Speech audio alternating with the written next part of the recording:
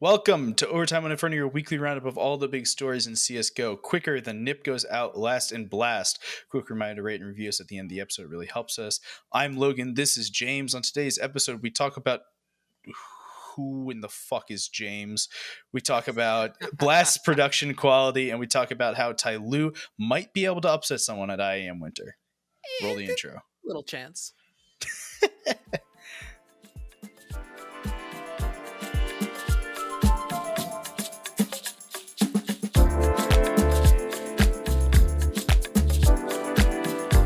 You're not Elliot. I'm not. Okay. I tried with all my might to be, but it's just. I'm glad we got this out of the way early. The boots are too big to fill. Yeah. Okay. So for those of you who are unaware, which should be about basically everyone, this is James. He's one of the newest recruits to TLDR. He's joining me this week because he lives in podcast helpful recording time this week. Yep. Can you tell us a little bit about what you do at TLDR or what you're going to do? Right now, I'm working on all the video stuff, which is like it's not a secret, but it's not out at all.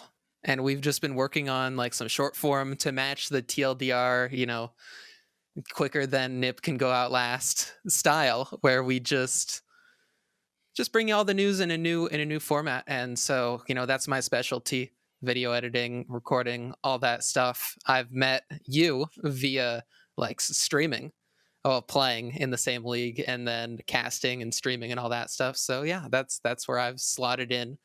And now that's why I get to be a part of all this stuff. And somehow now I'm on the podcast. I thought that I would be bringing you on the podcast that I work on first, but it's the other way around. I guess so. Again, I'd like to stress this enough. The first time that anyone was available to record this week was midnight Eastern Standard Time that it worked. So it is currently 11 p.m. Eastern Standard Time, so we're doing slightly better. Yeah. All right, we're doing speed podcasts today because there was not a huge amount of stuff. So we're going to talk Blast for a couple minutes. We're going to talk not Nip. We're going to talk NAF. We're going to talk Threat. We're going to talk IEM Winter. Let's start with Blast. Blast was boring. I'm going to be the first to say it, right? I love the production, but production was insane. But the matches were kind of boring. Some of them were good. That nuke game in the finals. Yeah. Zywoo ends the streak with like an insane clutch. That's beautiful. Actually, let me rephrase this. Astralis games, very exciting. I enjoyed watching the new Astralis. But just like watching Na'Vi beat up on everyone. Yeah. It was a struggle for everyone. Struggle for some teams a lot more than others. I mean, Nip. Yeah, I want to rant about them because what are they doing? Please go, please. What in the world are they doing? At the major, Hampus was their best player and their caller. And if you're seeing that, it means that he's failing to set everyone else up. It doesn't mean that he's a good individual. He's their in-game leader. It's his job to make sure everyone succeeds. And instead he thinks, well, I have to do it all myself. And you saw how piss poor they were when they did that. Like, it's good that they removed their coach, which is later news to talk about. But at the same time, where did they go? What did they do? They got Device, and now they're just bad again? Well, they got ESA tag for this event, too. You'd think that this would be like the first one where they start doing well, right? They're able to pull out the rotating cast of Academy players and have someone who supposedly is a decent player that is able to fit in, right? Regardless, I still think ESA tag's an improvement over Linus or ZTR, right? Mm-hmm. And then you go out last. I'm sorry. Here's the thing. Liquid beat you. Liquid is a dead team. As much as it pains me to say it, Liquid is a dead team. Mm-hmm. And they beat you. That's all that you need to know about Nip's performance here. That's realistically it. Yeah, like Elige and NAF are both good, but like other than that, it's Liquid. Mm-hmm. And they're supposed to be this NIP, which they won the RMR. They're supposed to be good coming from that, and instead they go to the major, they get a decent placing but just look horrible, almost lost to Copenhagen Flames, and now it's just bad. Burn it all down, keep Device, and do something. Something. Literally anything. All right, you heard it here first. NIP burning it all down. Total full restart. I want to talk I jump in about. here immediately, just in negativity. All right, 8 teams this event. We're going through quick. We already talked about NIP. We'll talk about Strauss in a little bit. Let's talk about Big. They went out. They were big. They're fine. Yep. They don't. Tabson, I'm pretty sure, said they don't have the individual skill, and I agree. But like, what else are they going to do? They should just have the insane big team play that we know them for. But to be fair, they played Na'Vi, who no one expected them to win against, and then they played FaZe, who realistically is a better team. And I don't like individually every single person on FaZe just beats Big on every day. Yeah, I think Big is also satisfied being like top 8, which they got at this tournament because there was 8 teams. When Rain over an entire series averages a 1.4 rating, that's you just lose. He was on my fantasy team. We've said many times that Big is like the gateway to the top, like to being a decent team, right? That if you're below Big, you're probably you're okay. You're in like upset contention a lot. But if you're above Big, right? If you can beat Big regularly, that's when you know you're like a good team, like a maybe not major contending team, but like you're regularly seen in like playoffs and stuff like that. And I think that is continuing to hold true. I mean, this whole event was just playoffs, essentially. So yeah, that's why Big, they didn't really need to do amazing. It's just unfortunate with all the other dead teams that Big wasn't the one to pull ahead somehow. All right, let's talk FaZe. FaZe lost 0-2 to Heroic round 1, beat Big 2-0, then lost to Astralis 2-1. It pains me because I love FaZe, but how are Twists and Brokey not going to carry a team? I thought they were supposed to be that good. And they're good. But it's just maybe they need also another star. But like, I mean, Twist showed up in every single game, right? Brokey was there for most of it. Did okay. You expect that. He did fine. Like Rain was solid in like Olaf had a terrible tournament. I think it's the big headline here, right? You're gonna say something about FaZe performance. You're not gonna go Rain had an amazing tournament or anything. It's the Olaf had a terrible tournament. Yeah. Olaf, maybe changing Olaf will do it, but like you can't really change him with a mediocre player, and I think see this FaZe roster to be insane. They'll be more consistent probably. But Rops to FaZe? God, I hate this move. Okay. Side note. Any of the Rops to X moves, I hate all of them.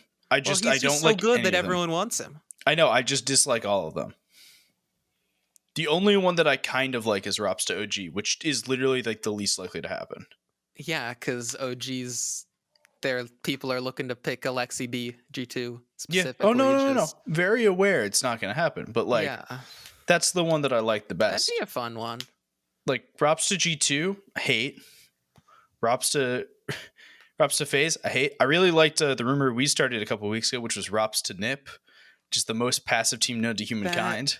No, it was terrible. They're gonna pick up Blame F, and they're gonna get Cold Zera. You know. No, leave the team exactly as it is. Just no S tag. Add Rops. I'd be a better team. It'd be a far better team. Their T sides would probably still bomb, but it would be terrible on T side. CT side though, best team in the world. Can teams do worse on T side right now?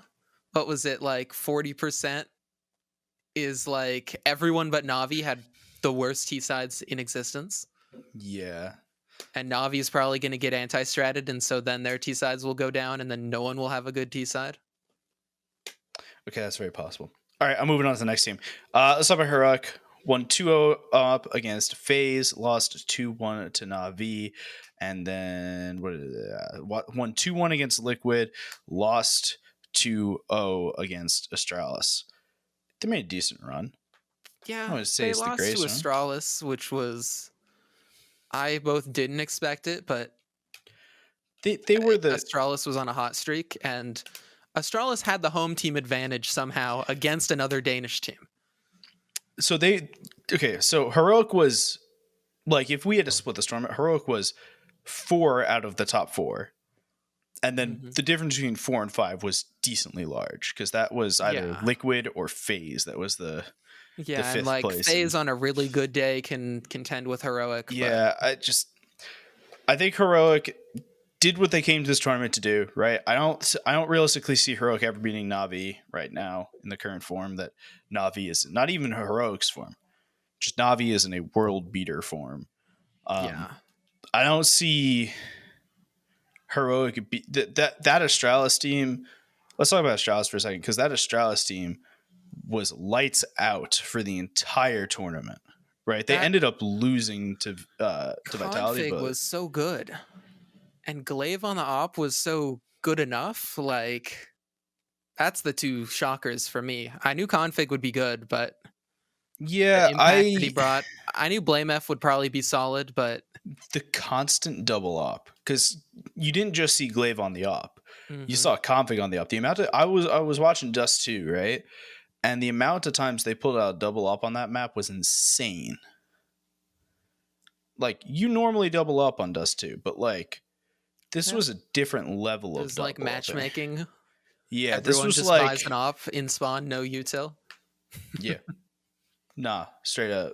I think they minus Lucky plus an Opper or plus Valde or whoever they want. They're Astralis. They can get any Danish person because apparently Danish people just love Astralis that much. Yeah, they don't even pay buyouts somehow. Like, to be fair, there's been rumor.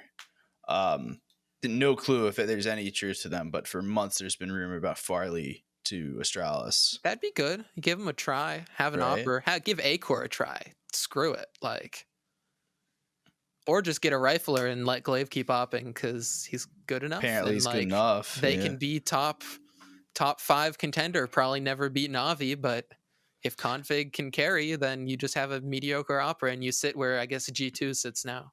Yeah, I mean G2 is literally that team, right? You can pretty accurately line up like Config with Nico. The team is on a separate level, but you can pretty accurately line up Config with Nico and Blame with Hunter, right? You can line up Zip with Nexa, Amanek and Glaive. Like, it kind of lines up, and Lucky just ends up falling to the Jax position there. But the Jax is better than Lucky. I'd agree with that.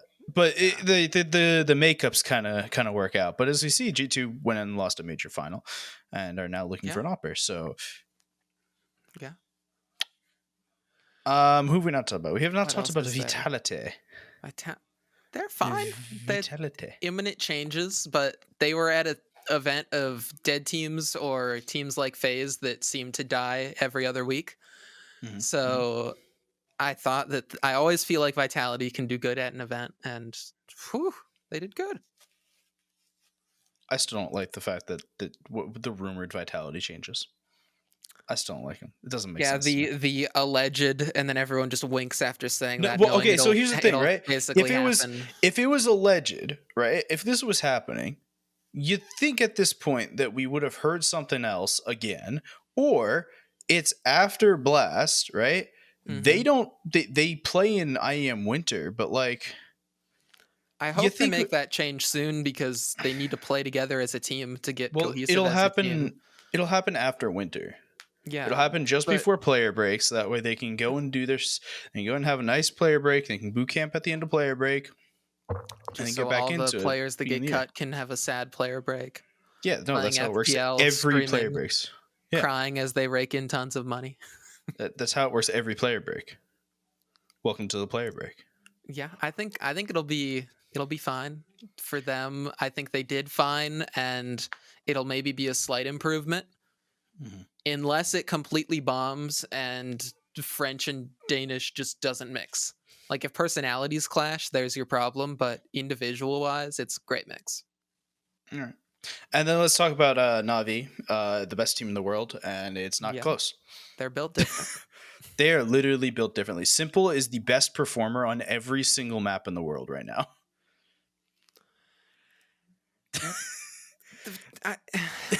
Yeah.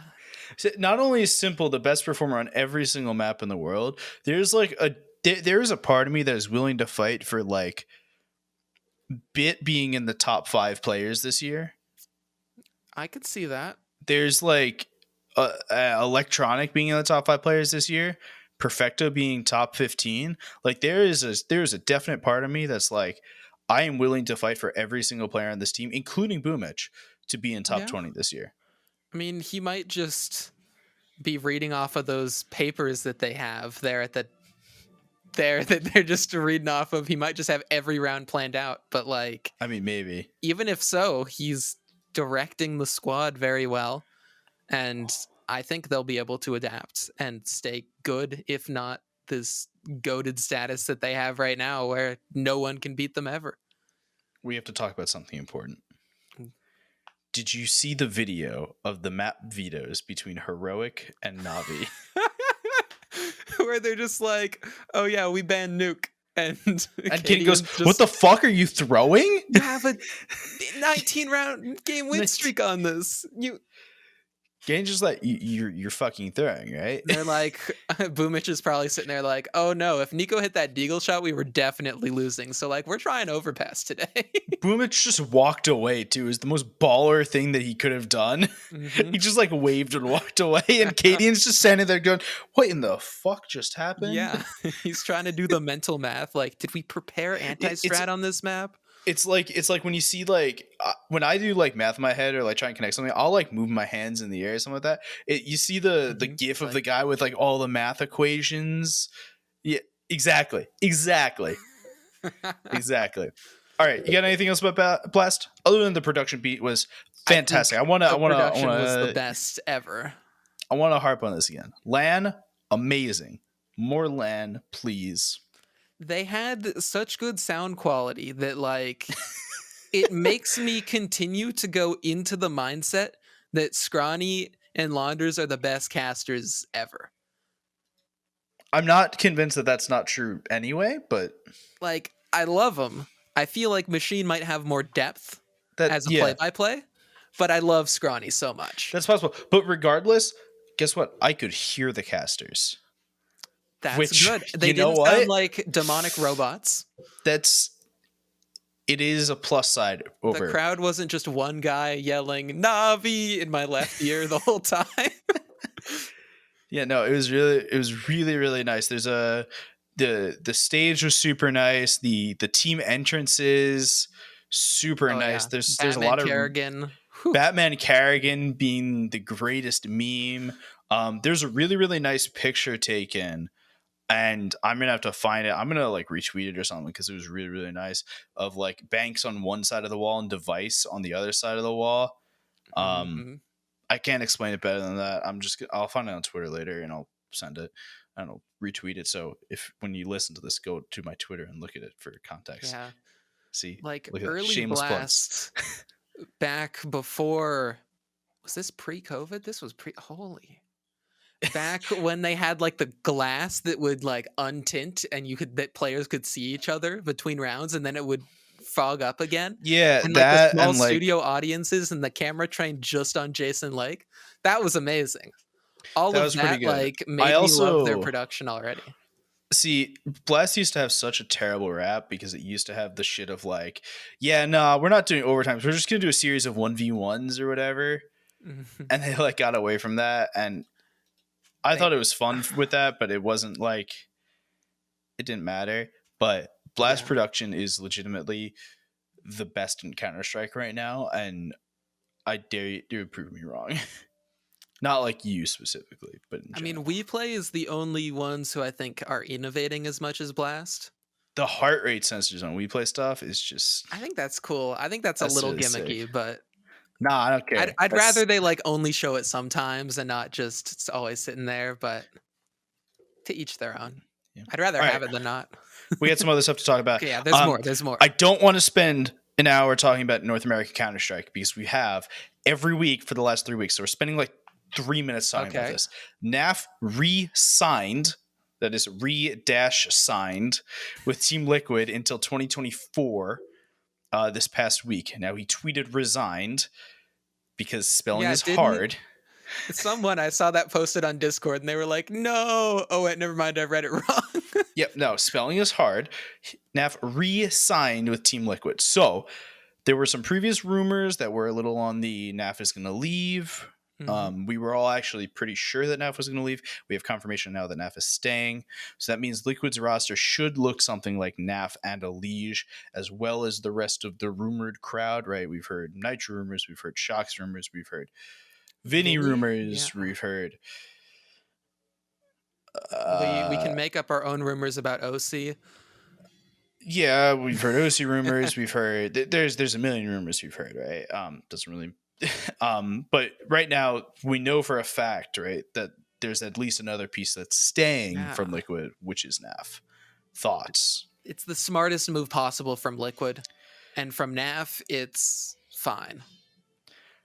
I'm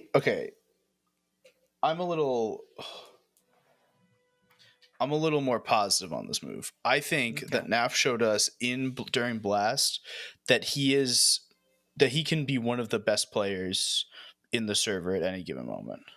As I struggle to plug my headphones in, I think that he has shown that he can be one of the best players in the server at any given moment. It doesn't matter, right? I think that Liquid would have been stupid not to keep him if he was willing to stay.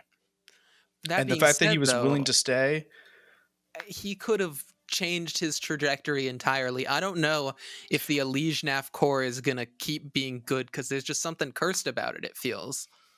I don't know if it's cursed about maybe not Elige NAF, but just Liquid in general seems cursed.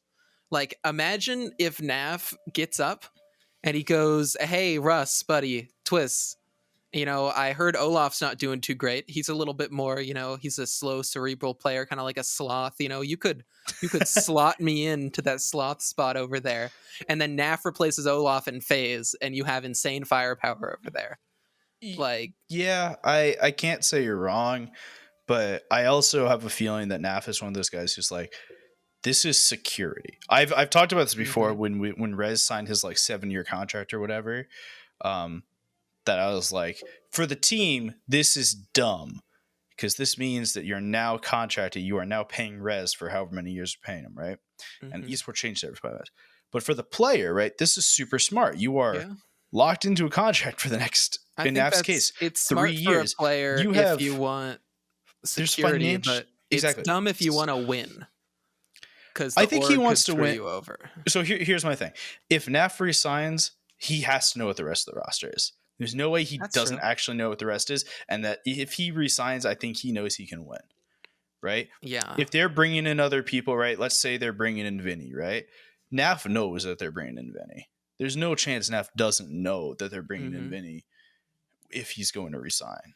He doesn't resign to just knowing Elige is going to be there. Kerrigan was out of Mouse, but Rops signed before that. And he signed for a decent bit of time. And now we hear all these rumors of Rops is like, yeah, I want out, man. Well, it's not just Rops is out. Rops' contract's up like next week. Yeah, it's.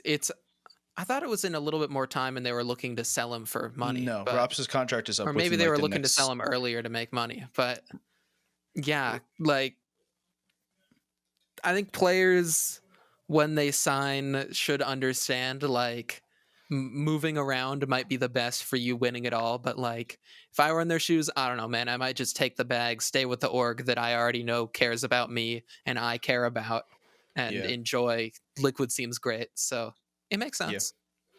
Let's talk about Threat. We had word today, a couple hours ago, that Threat is stepping down from being the head coach. He's actually moving up in the organization to be a technical director. Assuming of esports or some shit. I'm pretty sure that every single one of these roles has of esports with it. He deemed this as exciting news. So this is a good thing for Threat. It means the coaching slot's open on NIP now. He'll be Threat will be with the team through winter, through IEM Winter. I am excited for this. I think that a coaching change might actually help a lot of things in NIP. Yeah, I think it means that either Threat didn't believe in himself or they didn't believe in Threat. Because I thought Threat was supposed to be like the X-Taz or Zonic or like Blade super coach that was going to make the NIP amazing. Well, from the tweets, right? From the Mhm. Twitters, it seems that like he just while he loved it says while I love being on stage with the guys, I love even more to get really stuck in the tactical stuff and see my plans unfold on the server. It seems like just he wanted to go do this thing and he was like, I can bring someone in who can do the coaching stuff better than me while I get to Yeah, do the stuff that I really want to do. Like this seems like an amicable, like that's fair. good Maybe thing. I'm just too negative. I think you're too negative. I vote too negative. So I think that having a coach, right, that is a little more of a hard ass, because Threat does not seem like much of a hard ass. Yeah, I mean, Um, he seemed like it at the start when he was like, "All right, Lekro, you're out. Hampus, get over here. yeah, All these yeah, yeah. changes, I'm laying down the law." And now it's sort of laxed and lax, so the change might refresh him. Yeah, that's what I'm thinking is that like maybe change refreshes the rest of the team and how the team plays. Maybe fixes some of what you were talking about earlier with Hampus and calling that kind of stuff. Hmm. Um, I'm excited to see how that goes. We'll find out Yeah. after player break. All right, last topic of the day. IEM Winter starts today. That is as the podcast comes out. Obviously, it's not today now. Yeah. Yeah. There's a bunch of good games in this because literally every game is good. Yep. Because you I have pulled him up, teams. and oh boy, Yeah, you have teams 1, 2, 3, 4, 5, 6, 7, 8, 9, 12, 13, 15, 16, 17, 8, 19, 24, and 39 here, which is ridiculous. are there any bad games? Yes. G2 Tyloo might be a stomp. Other than that, I like them all. G2 Thailand might be a stomp. I have a feeling Godsend Heroic might be a stomp. Yeah, Godsent and Heroic feel similar in my own headcanon, where I feel like they're Okay. both very like teams that can beat teams better than them.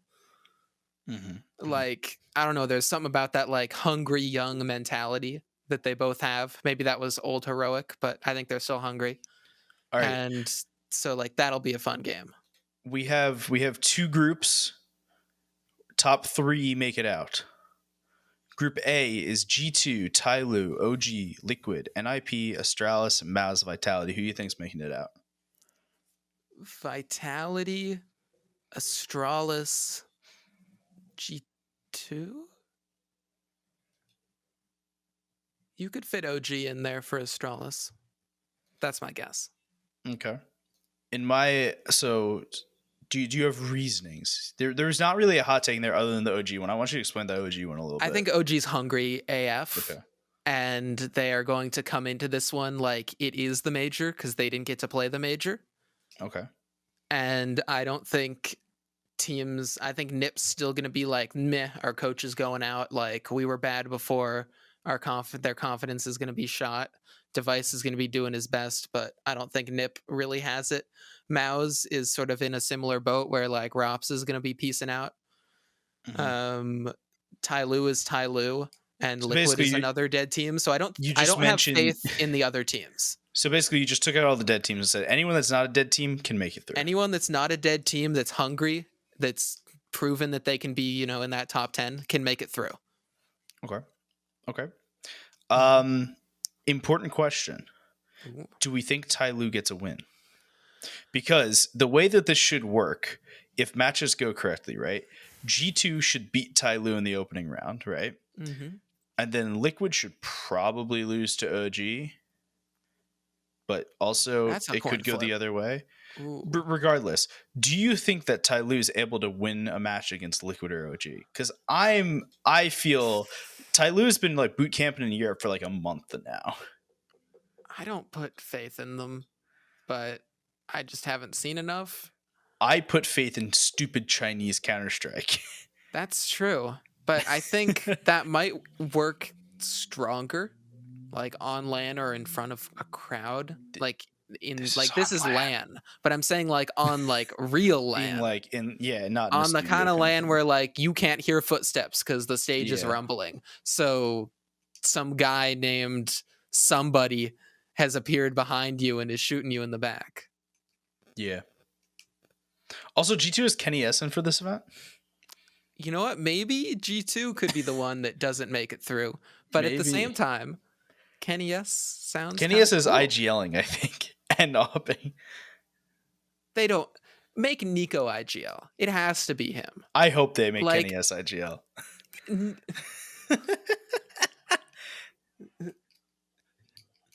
Okay. They're throwing this anyway because they have Kenny in instead of Nexus. So, like, why not fully throw this? I don't know. Maybe like this is a chance for Kenny to prove he's decent enough to not just go to Valorant, and maybe this is a chance for Nico to prove that he should be like in contention for that number 2 player over Zywoo, I guess. All right, let's talk about Group B. Group B is Gambit, Fnatic, ENCE, Virtus Pro, FaZe, Big, Godsend, Heroic. This group is a lot more fun. I have no clue who makes this one. Okay. So my Group A is like roughly the same as yours. I actually don't think OG will make it. I'm fairly certain it's going to be G2, G2 Vitality Astralis. NIP is a possibility for me, but I don't think they make it. Group B, I'm actually 100% certain who makes this through. Ooh. I am certain Fnatic makes it through. That's a bold but fair I am statement. certain Fnatic makes it through. I made sure to watch a lot of their matches recently. They will lose to Gambit in the first round, and they will make the lower bracket run. All right. Also, Virtus Pro is going to lose to ENCE because they're going to. Isn't ENCE No. Yeah, ENCE is playing with Madden. Never mind. Yeah, if ENCE wasn't playing with Madden, if they were playing with Snappy, Virtus Pro lose to ENCE. It's so weird how good ENCE looks like on a coin flip. Yep. And it's not just like the FaZe kind of coin flip where it's just like, oh, you need your stars to show up and Kerrigan to be having a good day. It's just like, I don't really feel like there's a difference when I'm watching them. They just win somehow. Okay. Maybe it's because it's ENCE and I don't pay enough attention, but... All right, so my teams here, by the way, are Gambit, Fnatic. Could be a FaZe, could be a Heroic. Yeah, FaZe, Heroic. One of those from that side of the bracket has to make it, right? So the way this works is that either the top half, one team from the top half, one team from the bottom half, and then one other team. So since I've already chose Gambit, Fnatic from the top of the bracket, someone from the bottom's gonna make it. Bets on FaZe or Heroic there. Yeah. Those are good. A good shout. I mean, to be fair, my other choices there are Big and Godsend.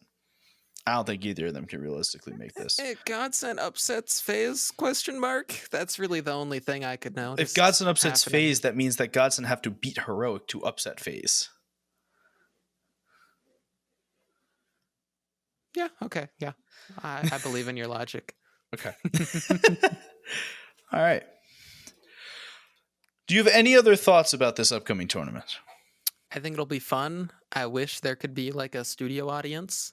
Like 4 people, like they just clap after the round, and one of them goes, "Yeah." Can we just get like Can we get a production camera of like all the people who are doing like observing and stuff? I can just imagine the observer like observes around at the end, and production's just like, "Nice," and they all fist bump each other. Replay catches something awesome. They're like, "Let's go." I like this. This is a good idea. Let's make it happen. Can we have like head of production walks over, gives like the shoulder rub like coaches do to players after a round?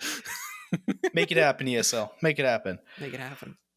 All right. Well, that's going to be it for us this week. Short podcast this week because things. Let's quick speed map out the rest of this year. This doesn't involve you, but you're here, so you'll join us.